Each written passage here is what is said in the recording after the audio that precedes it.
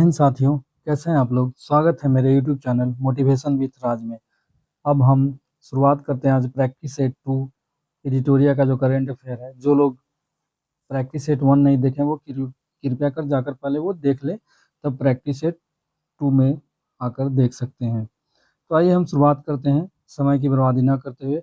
और आज हम थोड़ा डिटेल में बताएंगे, क्योंकि कल का जो सेट था उसमें थोड़ा हम 4 ऑप्शन का डिस्कशन नहीं कर पा रहे थे, तो फिर हम आज उस पर अध्ययन किए तो हमको लगा करना चाहिए। तो पहले मैं स्टडी करके आया हूँ, फिर मैं आपको सारी जानकारियाँ दूंगा। तो थोड़ा वीडियो लंबा होगा, आप लोग पेशेंस बना कर देखिएगा, लेकिन मैं गारंटी के साथ कह सकता हूँ कि अगर आप वीडियो पूरा देखेंगे तो आप निश्चित तौर पर यहाँ से एग्ज़ाम में आप आंसर करके आएंगे। तो आइए शुरुआत करते हैं। पहला क्वेश्चन क्या कर रहा है, निम्नलिखित कथनों पर विचार करें। तो आइए थोड़ा विचार करते हैं क्या कह रहा भाई। उत्तर प्रदेश के महाराजगंज में गीदों की एशियन किंग प्रजाति के लिए दुनिया का पहला संरक्षण और प्रजनन केंद्र स्थापित किया जाएगा। एशियाई, दूसरा पॉइंट है, एशियाई किंग गिद्ध IUCN रेड लिस्ट की सूची में गंभीर रूप से संकटग्रस्त के अंतर्गत शामिल है। तो ये दोनों पॉइंट सही है, तो इसका सही उत्तर हो जाएगा सी, 1 और 2 दोनों। तो आइए हम थोड़ा सा जान लेते हैं कि IUCN क्या होता है। IUCN का मतलब होता है इंटरनेशनल, इसका जो फुल फॉर्म है international union for conservation of nature. मतलब एक प्रकृति को महत्व देते हुए उसको संरक्षण करना है। नेचर में जो फ्लोरा एंड फौना, दो तरह के पाए जाते हैं, जीव जंतु और पेड़ पौधा, तो उसका इसको संरक्षण करना है। IUCN क्या करती है, रेड लिस्ट जारी करती है, मतलब जिस जीव जंतु या पेड़ पौधा का अस्तित्व खतरे में है, जो विलुप्त होने के कगार पे है, तो इसको ये IUCN क्या करती है, इसका एक लिस्ट जारी करती है, जिससे क्या होता है कि हम उसको बचा सकते हैं। तो इसमें जो चर्चा किया गया एशियाई किंग, ये भी अभी उसी में है, विलुप्त होने के कगार पे है, संकटग्रस्त स्थिति में है।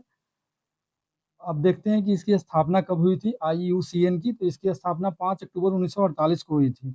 और इस जो IUCN है ये अपने अंदर 9 प्रजातियों को 9 श्रेणी में विभाजित करता है, और रेड डाटा बुक भी यही जारी करता है IUCN। ये क्वेश्चन आया है बहुत बार कि रेड डाटा बुक कौन जारी करता है, तो IUCN। तो IUCN का फुल फॉर्म क्या हो गया, international union for conservation of nature. तो इसका सही आंसर क्या हो गया, पहला का सी, 1 और 2 दोनों होगा।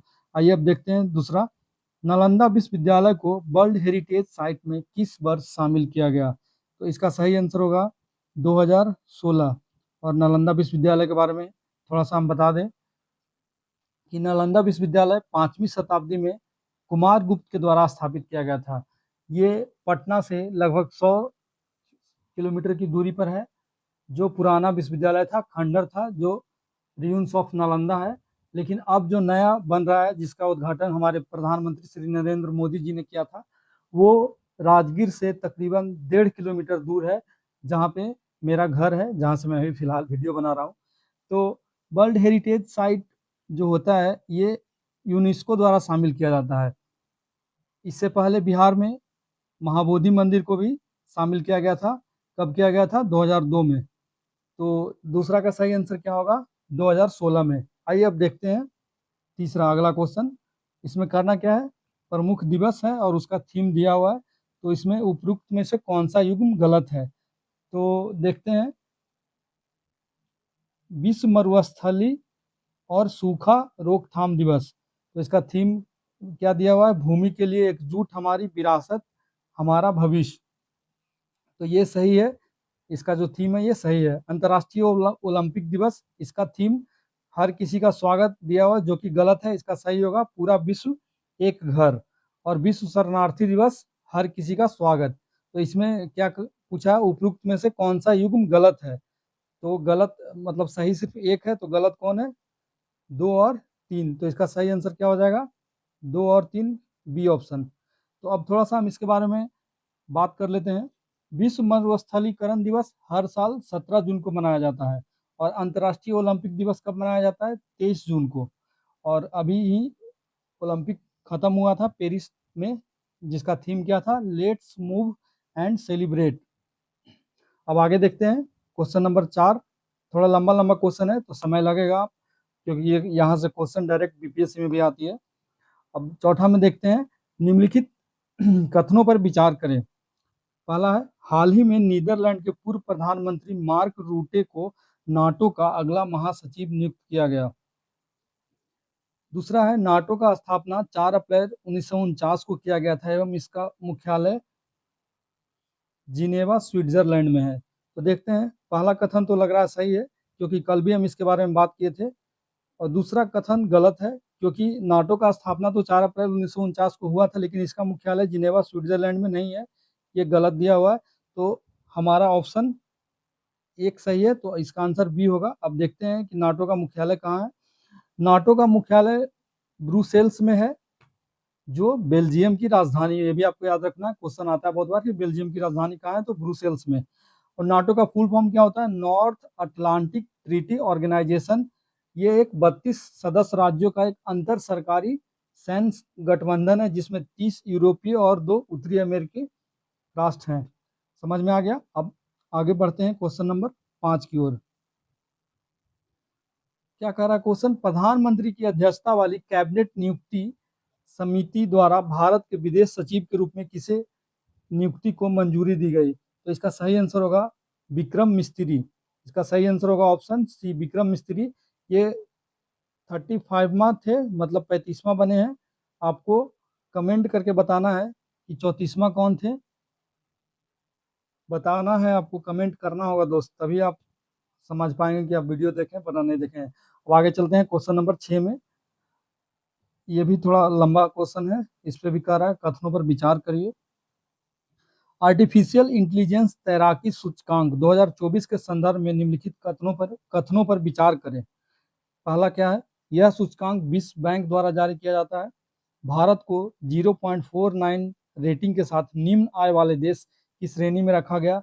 शीर्ष प्रदर्शनकर्ता देश के रूप में सिंगापुर के बाद डेनमार्क और यूएसए का स्थान है। तो यह सूचकांक विश्व बैंक के द्वारा जारी किया जाता है, ये बिल्कुल गलत है। भारत को 0.49 रेटिंग के साथ निम्न आय देश वाले की श्रेणी में रखा गया, ये भी गलत है। शीर्ष प्रदर्शनकर्ता देश के रूप में सिंगापुर के बाद डेनमार्क और यूएसए का स्थान है, ये सही है। तो असत्य कथन का चयन करने बोल रहा है, तो केवल 2 और 3 असत्य कथन का चुनाव करने बोल रहा है दोस्त। तो इसका आंसर क्या हो जाएगा? केवल 1 और 2, सॉरी सी होगा। 1 और 2 असत्य है और हमारा सत्य कथन केवल 3 है, तो इसका आंसर हो जाएगा सी। अब थोड़ा सा हम इसके बारे में बात कर लेते हैं। ये जो आर्टिफिशियल इंटेलिजेंस तैराकी तैयारी सूचकांक है, ये कौन जारी करता है? आईएमएफ जारी करता है। आईएमएफ मतलब हुआ अंतर्राष्ट्रीय मुद्रा कोष। भारत कुल 174 देशों में 72वें स्थान पर है। वर्ल्ड इकोनॉमी आउटलुक रिपोर्ट भी आईएमएफ जारी करती है। और इसका आईएमएफ का स्थापना कब हुआ था? 1944 में। और इसका मुख्यालय कहाँ है? वाशिंगटन डीसी में है। समझ में आ गया? अब चलते हैं अगले क्वेश्चन की ओर। क्वेश्चन नंबर 7, चर्चा में रहा बिनसर वन जीव अभ्यारण्य किस राज्य में स्थित है? तो इसका सही आंसर होगा उत्तराखंड। उत्तराखंड में ये कहाँ पर है? कुमायूं हिमालय में ये स्थित है। थोड़ा सा इसके बारे में जान लें, कुमायूं हिमालय में स्थित है। और ये जो बिनसर वन जीव अभ्यारण्य है, ये बिनेश्वर महादेव मंदिर के नाम पर रखा गया है, जो शिव भगवान का मंदिर है। अब आगे देखते हैं क्वेश्चन नंबर 8 क्या कहता है। हाल ही में संयुक्त राज्य अमेरिका ने किस देश को अपना प्रमुख गैर नाटो सहयोगी नामित किया है? तो इसका सही आंसर होगा केनिया, ऑप्शन नंबर डी। अब आगे चलते हैं, फिर अगला क्वेश्चन थोड़ा लंबा है।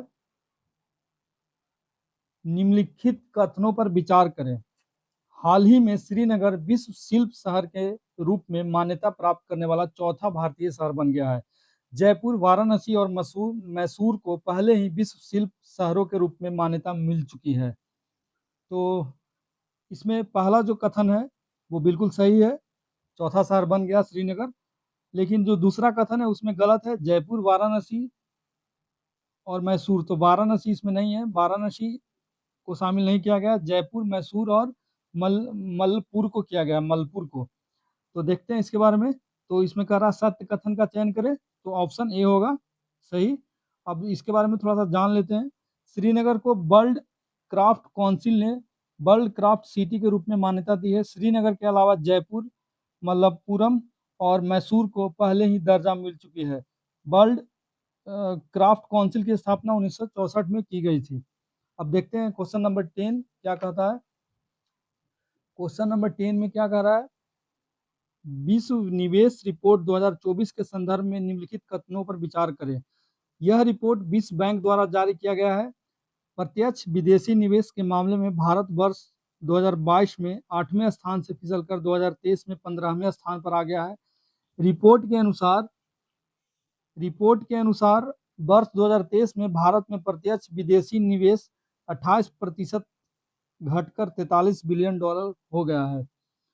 तो पहला जो कथन है, यह रिपोर्ट विश्व बैंक के द्वारा जारी किया था, ये बिल्कुल गलत है। दूसरा कथन है वो सही है, और तीसरे कथन की बात की जाए तो ये भी गलत है, यहाँ पे उल्टा डाटा दे दिया है। तो इसका जो क्या है, सत्य कथन का चयन करें, तो इसमें सिर्फ एक ही ऑप्शन सही है, दूसरा तो ऑप्शन नंबर बी होगा, केवल 2। अब थोड़ा सा देख लेते हैं कि UNCTAD मतलब United nation conference on trade and development इसको जारी करता है, ना कि विश्व बैंक जारी करता है। इसकी स्थापना 30 दिसंबर 1964 को हुई थी।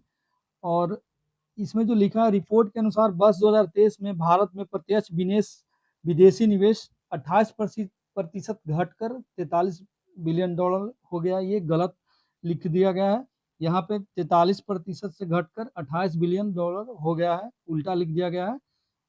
और FDI का मतलब हुआ क्या कि फॉरेन डायरेक्ट इन्वेस्टमेंट, आप लोग को थोड़ा पता होगा FDI क्या होता है। अब हम देखते हैं आगे, तो इसका सही आंसर क्या हो गया, 10 का 2 होगा, केवल दो दो ही सही था। अब देखते हैं 11वां क्वेश्चन। 11वीं लोकसभा चुनाव में 18वीं लोकसभा चुनाव के संदर्भ में निम्नलिखित कथनों पर विचार करें। राष्ट्रपति द्वारा सांसद भर्तृहरि महताब को प्रोटेम स्पीकर नियुक्त किया गया है। भर्तृहरि महताब को प्रोटेम स्पीकर नियुक्त किया गया, बिल्कुल सही बात है ये कथन सत्य है। स्वतंत्र भारत में 18वीं लोकसभा से पूर्व सभी अध्यक्ष निर्विरोध चुने गए हैं, ये भी सही बात है। ओम बिरला 2 बार लोकसभा अध्यक्ष निर्वाचित होने वाले छठे अध्यक्ष हैं, ये भी सही बात है। कहाँ से वो लड़ते हैं, कोटा राजस्थान से।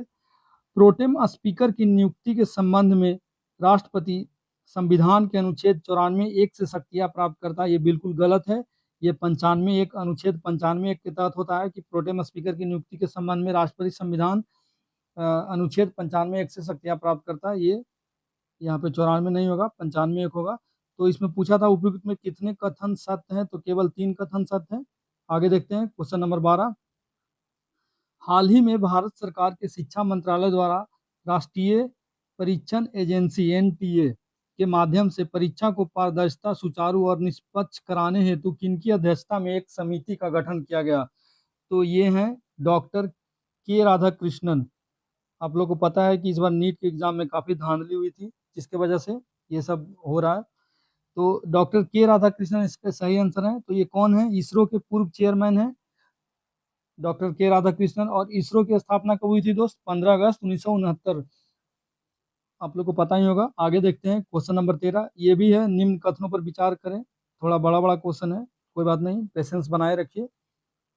हाल ही में फिलीपींस के पूर्व प्रधानमंत्री फिलेमोन यंग को संयुक्त राष्ट्र महासभा के 79वें सत्र का अध्यक्ष चुना गया। अगला है, थाईलैंड समलैंगिक विवाह को मंजूरी देने वाला दक्षिण पूर्व एशिया का पहला देश बन गया।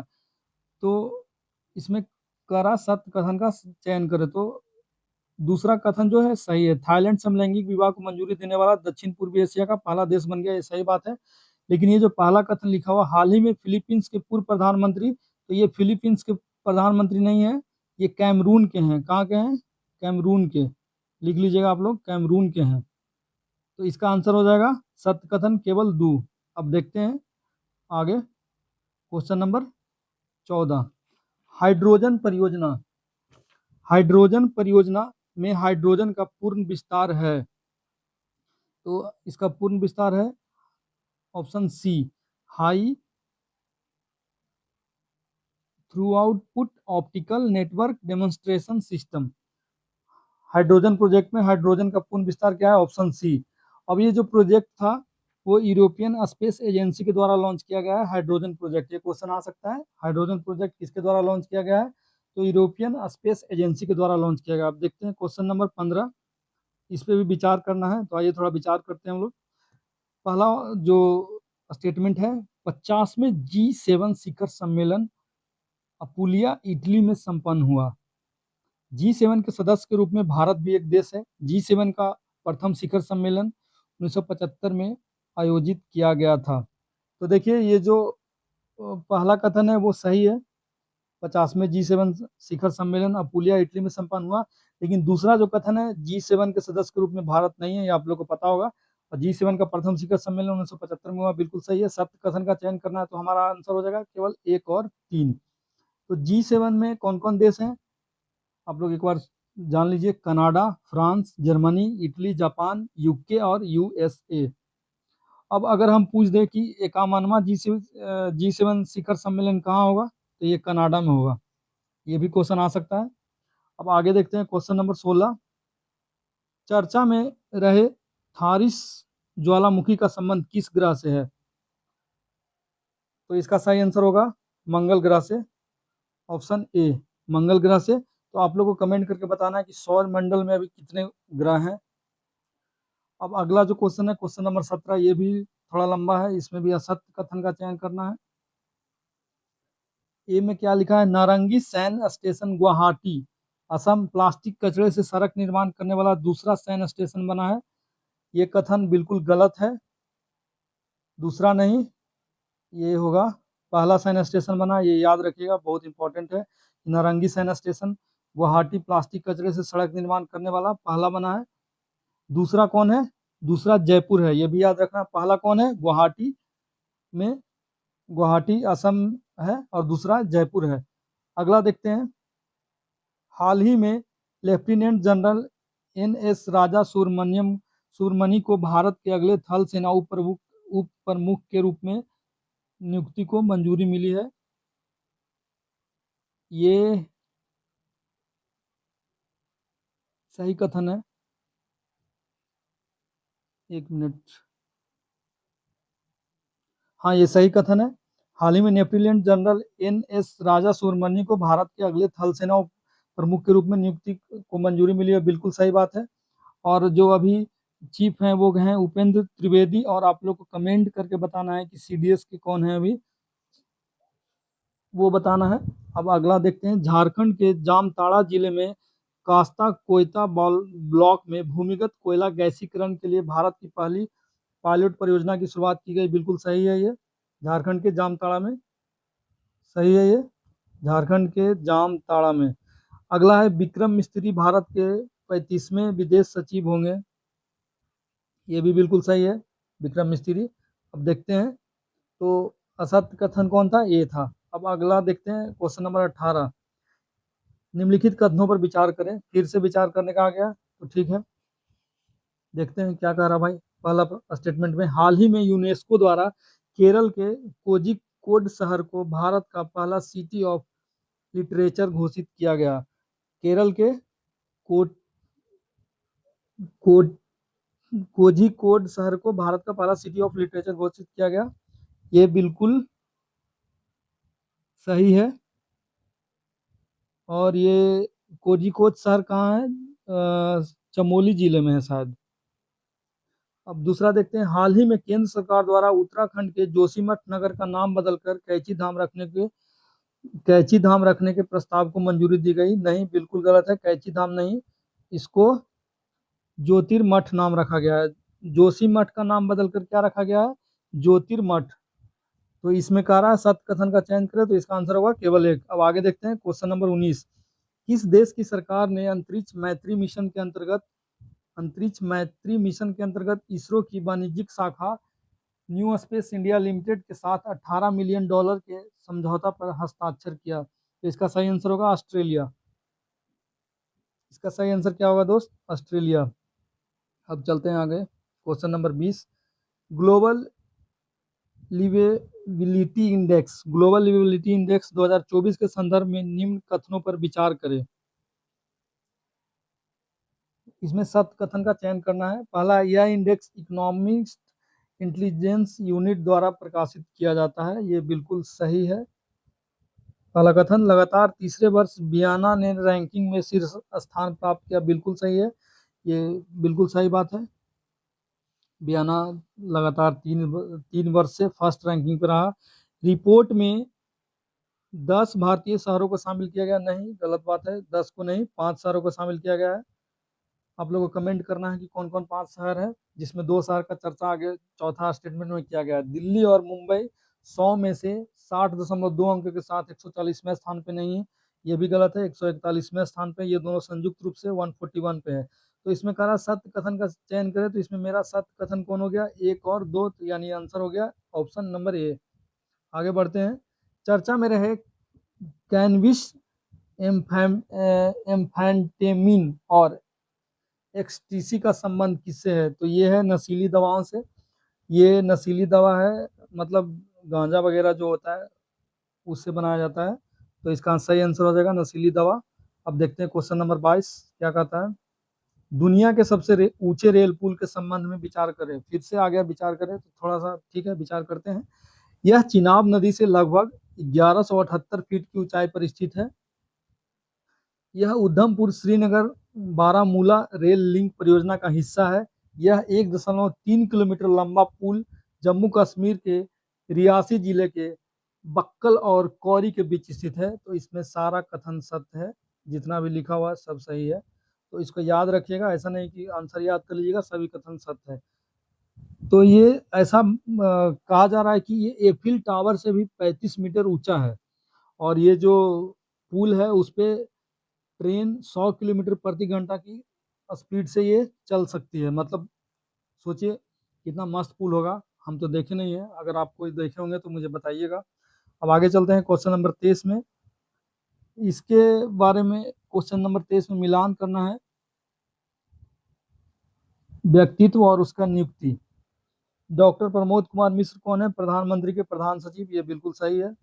कपिल देव कौन है, professional golfer tour of India का नया अध्यक्ष बने, सही चीज है ये, मतलब ये सही कथन है।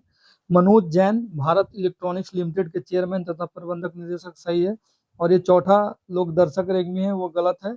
नेपाल में भारत का नया राजदूत कौन बने हैं, नवीन श्रीवास्तव, अभी हम शायद पहले भी चर्चा कर चुके हैं, नवीन श्रीवास्तव। तो उपयुक्त में से कितने सही युग्म सम्मिलित हैं, तो केवल 3, केवल 3 ही होगा, हाँ। अब आगे देखते हैं क्वेश्चन नंबर 24 में। वैश्विक पवन दिवस के अवसर पर जारी पवन ऊर्जा स्थापित क्षमता के दृष्टिकोण से राज्यों का आरोही क्रम है।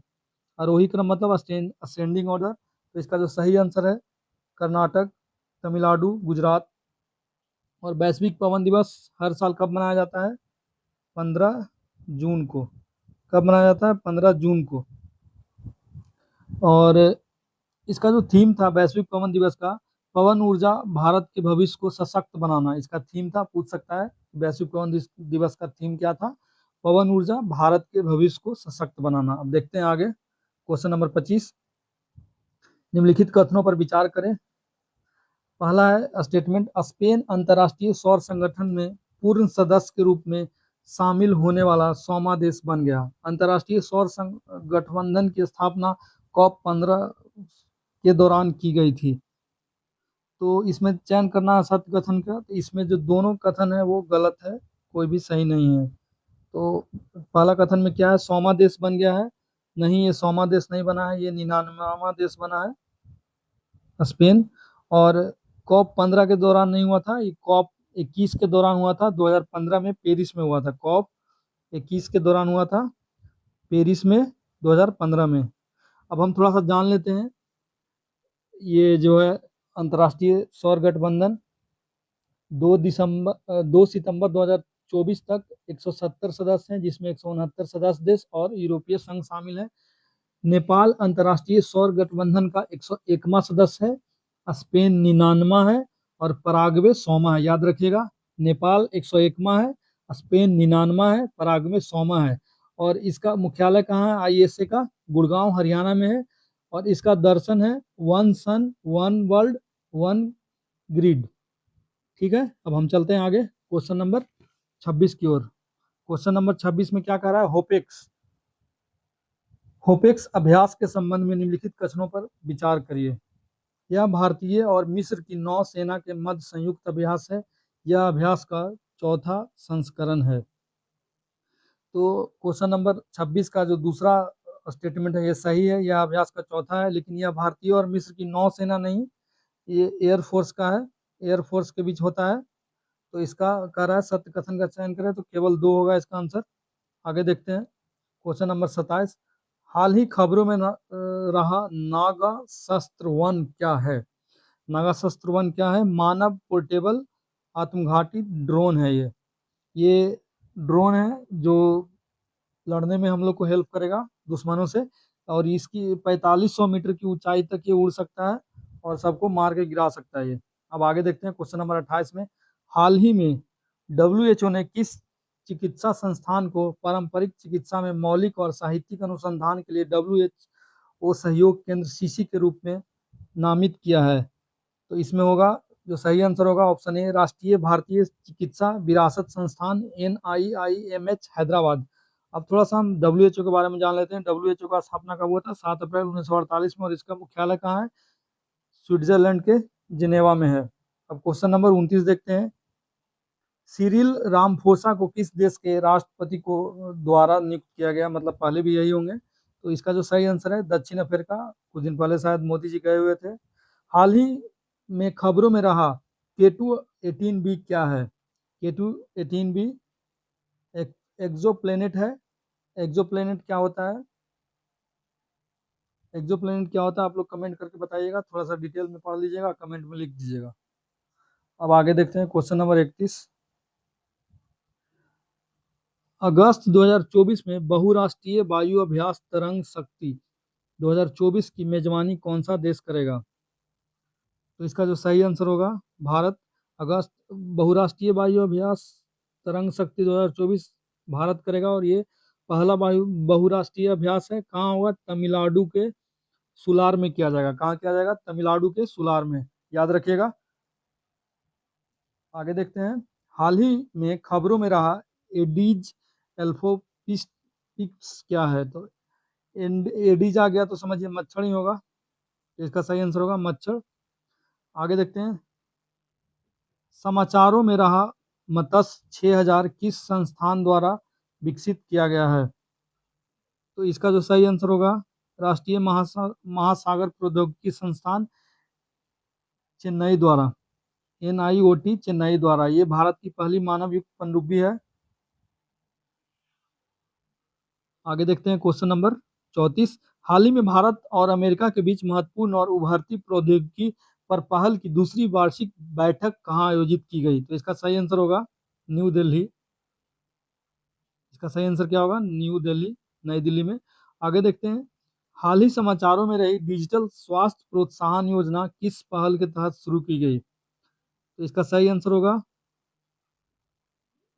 आयुष्मान भारत डिजिटल मिशन, और इसमें शायद 4 करोड़ रुपए तक का प्रोत्साहन राशि मिलता है।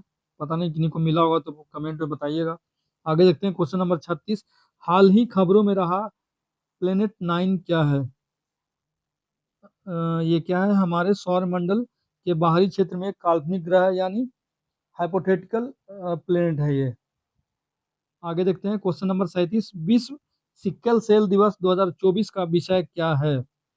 सिक्कल सेल एनीमिया होता है शायद। तो इसका जो सही है आंसर होगा ऑप्शन ए, प्रगति के माध्यम से आशा वैश्विक स्तर पर सिक्कल सेल देखभाल को आगे बढ़ाना। ये कब मनाया गया, सिक्कल सेल 19 जून को मनाया जाता है, और ये एक हेरिडेटरी डिजीज है, मतलब ये अनुवांशिक डिजीज है, आपके पेरेंट्स को है तो आपको भी हो सकता है। और आगे बढ़ते हैं क्वेश्चन नंबर 38 में। हाल ही में कौन सा देश समलैंगिक विवाह को मान्यता देने वाला पहला दक्षिणी पूर्व एशियाई देश बन गया है। तो इसका सही आंसर होगा option A, Thailand. Question number 39 देखते हैं। हाल ही खबरों में रहा घोड़बंदर किला किस राज्य में स्थित है। और इसका सही आंसर होगा महाराष्ट्र। महाराष्ट्र में स्थित है घोड़बंदर किला।